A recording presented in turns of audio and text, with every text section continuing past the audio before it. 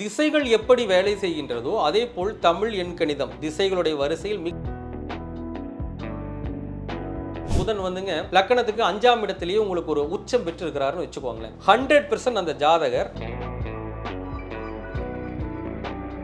புதன் சிறப்பா அங்க இருக்கிறாருன்னா அடிச்சு சொல்லலாம் அவர் குடும்பம்ங்கிற ஒரு விஷயம் அமைஞ்சு குழந்தைன்னு ஒன்று பிறந்தோன்னையும்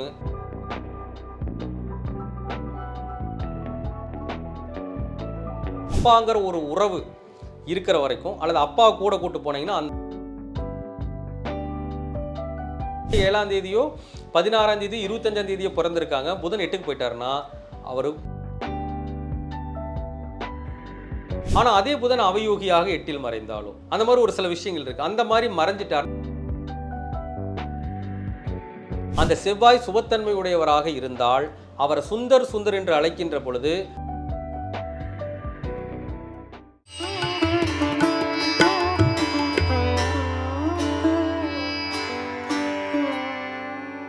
பிரணவ மந்திரம் நேயர்களுக்கு அன்பு வணக்கம். நியூமராலஜி அப்படிங்கிற ஒரு விஷயத்தை பார்த்துப்போம். எண் கணிதம், ஒவ்வொரு எண்களுக்கும் ஒவ்வொரு விதமான வேல்யூ இருக்குது. அதை வச்சு தான் நம்மளுடைய பிறந்த தேதிகள் 1லேருந்து 30 அல்லது 31க்குள்ளே தான் நம்ம எல்லாருமே பிறந்திருப்போம்.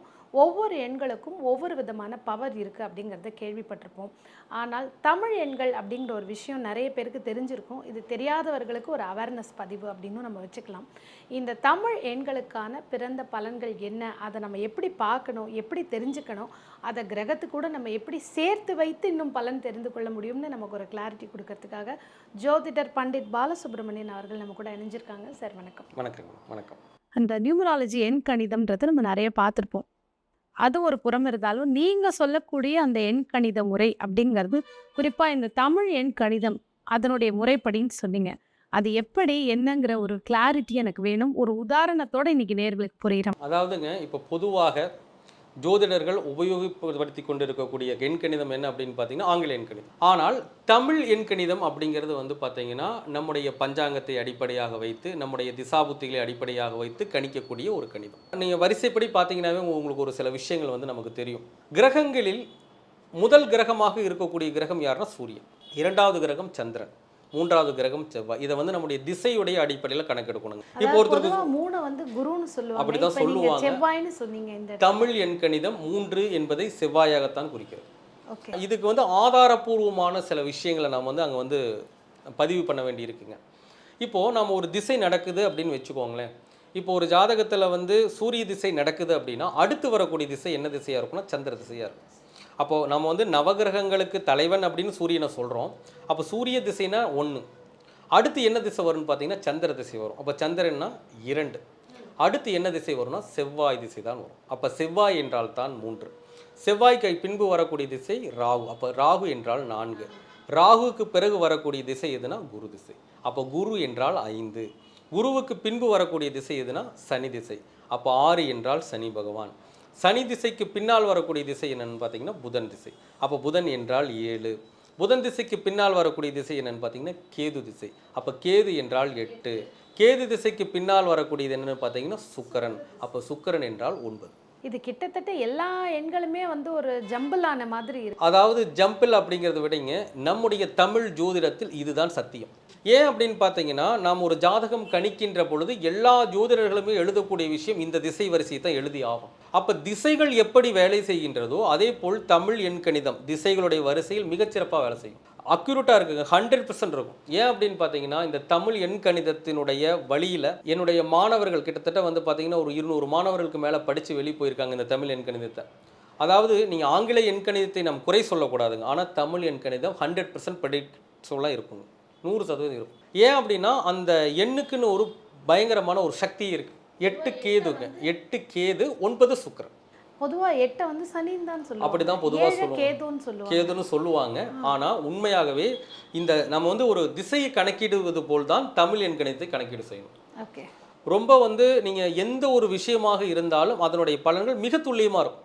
நீங்கள் வேணால் செக் வேணாலும் பண்ணிக்கலாம் அந்த விஷயத்தை. இப்போ உதாரணமாங்க நீங்கள் பிறந்த தமிழ் தேதி என்னன்னு நீங்கள் சொல்லுங்கள், நான் அது உங்களுக்கு எந்த அளவுக்கு கரெக்டாக இருக்குதுங்கிற ப்ரெடிக்டிபிள் நீங்களே பார்த்து சொல்லிக்கலாம். ஆவணி 12. அப்போ நீங்கள் பிறந்த தேதி வந்து 12ஆம் தேதி. இந்த 1, 2, 2 கூட்டினீங்கன்னா 3 வரும். அப்போ உங்களுடைய ஜாதகத்தில் உங்களுடைய எண்கணிதம் 3 தான். அதாவது உங்களுடைய விதி எண்கணிதம் 3 தான். அப்போ உங்களுடைய வாழ்க்கையே இந்த 3ஆம் எண்ணை நோக்கித்தான் போயிட்டு இருக்கும். அப்போ நீங்கள் என்ன லக்னம்னு பார்க்கணும். அதாவது இந்த 3ஆம் நம்பர் அப்படிங்கிறது எப்படி வேலை செய்யும் அப்படிங்கிறத நம்முடைய லக்னம்னு ஒன்று இருக்கும் இல்லைங்களா, லக்ன ரீதியாக போய் நம்ம ஆய்வு பண்ணி பார்க்கணும். இப்போ சிம்ம லக்னத்தில் ஒருத்தர் பிறந்திருக்காங்க அப்படின்னா செவ்வாய் அப்படிங்கிறவர் 4-9 கூடியவர். அவர் எங்கே இருக்காருன்னு பார்க்கணும். எங்கே இருக்காருங்க? 3ஆம் இடத்தில் இருக்கிறார். நீங்கள் மீடியாவில் இருக்கிறீங்க. ஆமாம். மீடியா என்பது 3ஆம் பாவம். அப்போது 4ஆம் இடம் என்று சொல்லக்கூடிய சுகாதிபதி, 9ஆம் இடம் என்று சொல்லக்கூடிய அதிர்ஷ்டத்தை சொல்லக்கூடியவர், பாதகத்தை சொல்லக்கூடியவர். இவங்க 2 பேருமே எங்கே இருக்கிறாங்கன்னா 3ஆம் இடத்தில் இருக்கிறார். அப்போ உங்களுடைய வாழ்க்கை பயணம் என்பது செவ்வாய் நோக்கித்தான் இருக்கிறது. புரியுதுங்களா? அந்த விதிகிரகம் எங்கே இருக்கிறது, அவர் எந்த வீட்டிற்குடையவரோ அந்த சம்பந்தமான விஷயங்களை நோக்கித்தான் உங்களுடைய பயணம் என்பது தொடரும். 4ஆம் அதிபதி உங்களுக்கு 3ஆம் இடத்தில் இருக்கார். ஒரு மீடியா அப்படிங்கிற ஒரு விஷயம் இருக்குதுங்க. நீங்கள் ஒரு மீடியா அப்படிங்கிறது எல்லா பக்கமும் நீங்கள் போய் நம்முடைய வாடிக்கையாளரை வந்து நம்ம பார்க்குறோம், ஜோதிடரை பார்க்குறோம். நீங்கள் எப்படி உங்களுடைய பிரயாணம் இருக்கும் அப்படின்னு பார்த்தீங்கன்னா 4ஆம் இடம் அப்படிங்கிறது என்ன, 4 வீலர் 4 சக்கர வாகனத்தில் சென்று தான் நீங்கள் வந்து இந்த மீடியாவுக்குள்ளே போய் அதிகமான ஷூட்டிங் எடுப்பீங்க. உண்மையா இல்லையா? ஆமாம். அது எனக்காக நீங்கள் சொல்லக்கூடாது, உண்மையை தான் சொல்றேன். காரில் தான் போவோம், ஷூட் எடுப்போம். இல்லை, 2 வீலர்லேயும் போய் ஷூட் எடுக்கிறவங்க இருக்காங்க, ஆட்டோவில் போய் எடுக்கிறவங்க இருக்காங்க. பட் பொதுவாக நாங்கள் வந்து நிறைய கார் பயணத்தில் தான் போவோம் பண்ணுவீங்க. ஏன்னா இதுதான் விதிகிரகத்துடைய சூட்சமம். ஆனால் இதில் இன்னொரு சூட்சமத்தை நீங்கள் வந்து தெரிஞ்சுக்கணும்.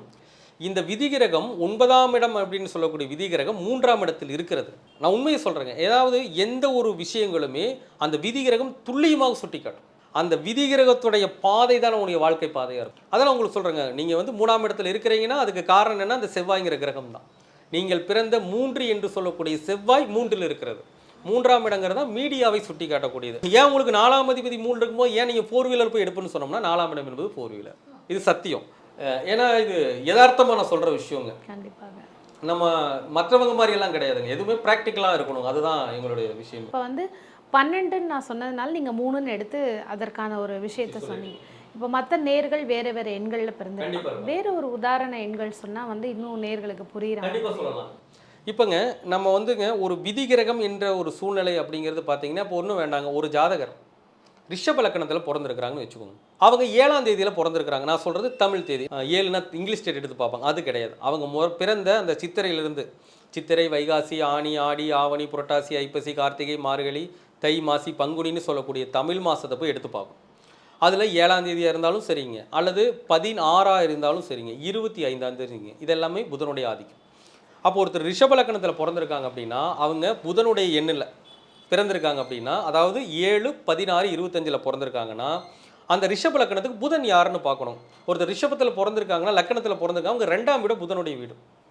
ரிஷப லக்கணத்துக்கு 2ஆம் வீடு புதனுடைய வீடு, ரிஷப லக்கணத்துக்கு 5ஆவது வீடு புதனுடைய வீடு. அப்போ அவங்க 2ஆம் வீட்டுக்கும் 5ஆம் வீட்டுக்கு உண்டான அந்த கிரகத்தினுடைய இதில் தான் பிறந்திருக்கிறாங்க. அப்படிங்கும் பொழுது அந்த புதனுடைய நிலைமை எப்படி இருக்குன்னு யோசிச்சு பார்க்கணும். உதாரணமாக புதன் வந்துங்க லக்கணத்துக்கு 5ஆம் இடத்துலேயே உங்களுக்கு ஒரு உச்சம் பெற்றிருக்கிறாருன்னு வச்சுக்கோங்களேன். 100% அந்த ஜாதகர் குடும்பம் அமைந்தவுடன், குழந்தை பிறந்தவுடன் மிகப்பெரிய ஒரு வளர்ச்சி அடைவர். அது பண ரீதியாகவும் இருக்கட்டும், ஒரு சமுதாயத்தில் ஒரு அங்கீகாரம் எல்லாமே சிறப்பாக கிடைக்கும். ஆனால் அந்த புதனுடைய நிலை எப்படி நம்ம கவனிக்கணும். அந்த புதன் அப்படிங்கிறவருங்க அந்த 5ஆம் இடத்துல இருக்கும்போது உச்சமாக இருப்பார். உச்சத்தில் வக்ரமானார், நீச்சமாயிடுவார். அதே மாதிரி புதன் பகவான் அவயூகியாகவும் இருக்கக்கூடாது, முடக்கு கிரகமாகவும் இருக்கக்கூடாது. இப்படி வந்து ஜோதிடத்தில் நிறைய விஷயங்கள் இருக்குது. அப்போ முடக்கு கிரகமாக இல்லாமல், அவயோகியாக இல்லாமல், வக்ரமாக இல்லாமல், இந்த நிலைகளில் அந்த புதன் பகவான் இருக்கார். அதே மாதிரி குறைந்த பாகையில் இல்லாமல், இப்போ நிறைய விஷயங்களை ஜோதிடத்தில் நம்ம பார்க்க வேண்டியது. இது நிலையில் இல்லாமல் அந்த புதன் சிறப்பாக அங்கே இருக்கிறாருன்னா அடித்து சொல்லலாம், அவர் குடும்பம்ங்கிற ஒரு விஷயம் அமைஞ்சு குழந்தைன்னு ஒன்று பிறந்தோன்னையும் அவர் பெரிய கோடீஸ்வரர். இது நம்ம இந்த ரிஷப லக்னத்தில் பிறந்தவங்க கூட பார்த்துட்டு இருக்கலாம். அப்போ அந்த நிலைகளை நாம் அங்கே கவனிக்க வேண்டிய ஒரு அவசியம் இருக்குங்க. ஆனால் அதே சமயத்தில் இப்போ இந்த புதன் 8க்கு போயிட்டாருன்னு வச்சுக்கோங்களேன். ரிஷப லக்னம் மீது இதுதான், இதே 7ஆம் தேதியோ 16ஆம் தேதியோ 25ஆம் தேதியோ பிறந்திருக்காங்க. புதன் 8க்கு போயிட்டாருன்னா அவர் பண ரீதியாக கஷ்டப்படுவாருங்க, குடும்ப ரீதியான பிரச்சனைகளை சந்திப்பார், குழந்தைகள் ரீதியான பிரச்சனைகளை சந்திப்பார், வாழ்நாள் முழுவதும் தன ரீதியான போராட்டங்களும் நிச்சயமாக இருந்து கொண்டே இருக்கும். ஆனால் அதே புதன் அவயோகியாக 8இல் மறைந்தாலும் அந்த மாதிரி ஒரு சில விஷயங்கள் இருக்குது. அந்த மாதிரி மறைஞ்சிட்டாருன்னா யோகமாக மாறிடும். இப்படிங்க இது வந்து ஜோதிடத்தில் கொஞ்சம் உள்ளார போய் பார்த்தோம்னா 100% ரிசல்ட் கிடைக்கும். அப்போ இந்த தமிழ் எண்ணிற்கு என்று அவ்வளவு சக்தி இருக்கிறது. இது நிரூபிக்கப்பட்ட ஒன்று. ஸோ இப்போ நம்ம இந்த தமிழ் எண்களை பற்றி பேசுகிறோம். ஒரு குழந்தை பிறந்த உடனே பேர் வைக்கிறாங்க அந்த குழந்தைக்கு. அப்படிங்கும்போது இந்த தமிழ் எண் கணிதத்தை அது கூட நம்ம வந்து சேர்த்து ஏதாவது பேரினுடைய எழுத்தை வைக்க முடியும்? கண்டிப்பாக வைக்க முடியும். அதாவதுங்க ஜோதிட சாஸ்திரத்தில் தமிழ் எண்களுடைய உச்சரிப்பு, அதாவது தமிழ் அந்த மொழிகள் இருக்குது இல்லைங்களா, வார்த்தைகள், அந்த உச்சரிப்புக்குன்னு சொல்லி நம்பர்ஸ் இருக்குது. இப்போ உதாரணம் கா அப்படிங்கிற எழுத்துக்கு வந்து பார்த்தீங்கன்னா என்ன நம்பர்ஸ் வரும்னா 4ங்கிற நம்பர் வரும். அதே மாதிரி அடுத்து பார்த்தீங்கன்னா கா ரூன்னு வச்சுக்கோங்களேன், அந்த ரூக்கும் 4 நம்பர் வரும். இன் அப்படின்னா 4 நம்பர் வரும். இந்த கா ரூ இன் அப்படின்னு ஒரு பேர் வைக்கிறாங்கன்னா அதுக்கு வந்து அந்த ஒளி அலைகளுக்கு தகுந்த அளவுக்கு அந்த நம்பர்ஸ் இருக்குது. அந்த ஒளி அலைகளுக்கு ஏற்ற நம்பர்ஸ் இருக்குது.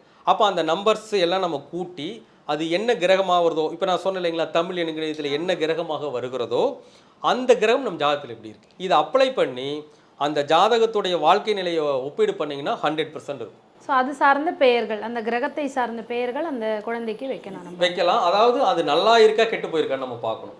ஒரு பேர் வைக்கிறதுல கூட அந்த உச்சரிப்பு அப்படிங்கிறது அவ்வளோ பெரிய வல்லமை வாய்ந்த ஒரு விஷயமா இருக்கும். இப்போ நம்ம பெயர்கள் அப்படிங்கிற ஒரு விஷயத்த சொன்னோம். இன்னும் கொஞ்சம் ஈஸியாக புரிகிற மாதிரி இருந்தால், உதாரணத்துக்கு எஸ் அப்படிங்கிற ஒரு எடுத்தோம்னா சுந்தர்ராஜன் அப்படின்ற ஒரு இதில் நிறைய பேர், கோடிக்கணக்கான பேர் இருப்பாங்க. இப்போ இவங்களுக்கான அந்த பெயர்ன்றது எப்படி ஒர்க் ஆகும்? அதாவதுங்க, இந்த ஒருத்தருக்கு வந்து இப்போ சுந்தர்ராஜன் பேர் வச்சிருக்காங்க அப்படின்னா அவங்களை எப்படி கூப்பிட்றாங்கிறது தான் கேள்வி. நம்ம தமிழ் எண்கணிதத்தை பொறுத்த வரைக்கும் அந்த ஒளி அலைகளுக்கு தான் பவர் அதிகம். ஒருத்தர் சுந்தர்ராஜன் பேர் வச்சிருக்காங்க அப்படின்னா அவரை சுந்தர்னு அதிகமாக கூப்பிடுவாங்க இல்லையா, ஒரு பொதுவாக நம்ம எடுத்துக்கிட்டோம்னா.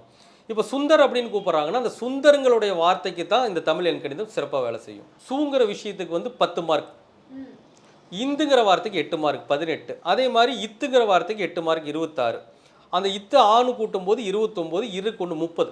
அப்போ சுந்தர் என்ற பெயர் செவ்வாய்ங்கிற கிரகமாக இயங்கும்.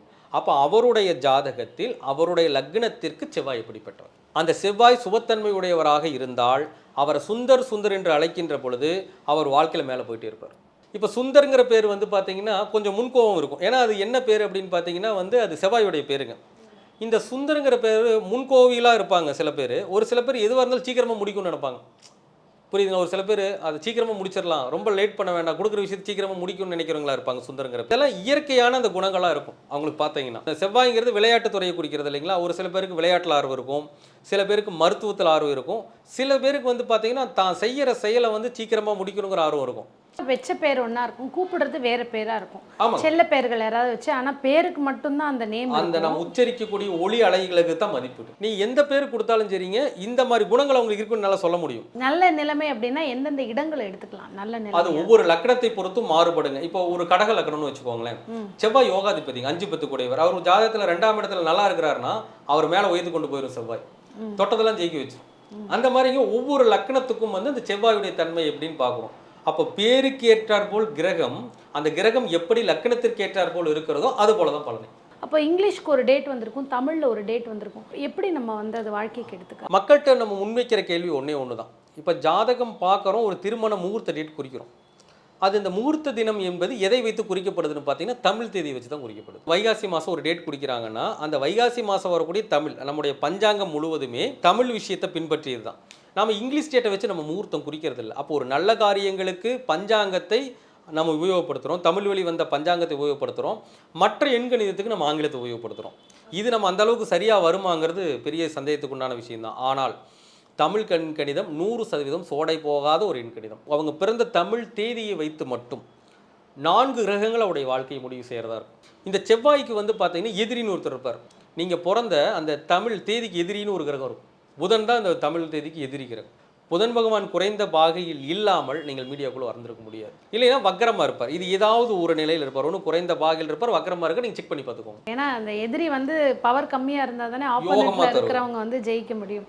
ஸோ கண்டிப்பாக நீங்கள் சொல்லும்போது எனக்கு ஒவ்வொரு விஷயமா கனெக்ட் பண்ணும்போது எஸ் அப்படி தான் இருக்குது. தொடர்ந்து நம்ம இதுலேயே வந்து இன்னும் அடுத்தடுத்து தெளிவான வித்தியாசமான பதிவுகள் நிறைய நேயர்களுக்கு கொடுக்கலாம். பார்த்துட்டு இருக்கிறவங்க அடுத்தது என்ன எண்கள், இல்லை தமிழ் எண்களை பற்றியா, இல்லை அடுத்து என்ன சந்தேகங்கள் வந்து சார்கிட்ட வேணும் அப்படிங்கிறத கமெண்ட்ஸில் பதிவிடுங்க. உங்களுக்கு எந்த அளவுக்கு ரிசனேட் ஒத்து போகுது அப்படிங்கிறதையும் பதிவிடுங்க. எல்லோருக்குமே ஒரு பயனுள்ள பதிவாக இருந்தது. நேயர்கள் சேனலை சப்ஸ்கிரைப் பண்ணிவிட்டு பாருங்கள். அப்போ தான் நோட்டிஃபிகேஷன் மூலமாக ஒவ்வொரு பதிவும் உங்களை வந்து சேரும். நமக்கு தெரிஞ்ச விஷயம் நிறைய பேர்கிட்ட நம்ம கொண்டு போய் சேர்க்கலாம். இன்ட்ரெஸ்டிங்கான ஒரு பதிவாக இருந்தது சார். நன்றி. நன்றி நன்றி நன்றி.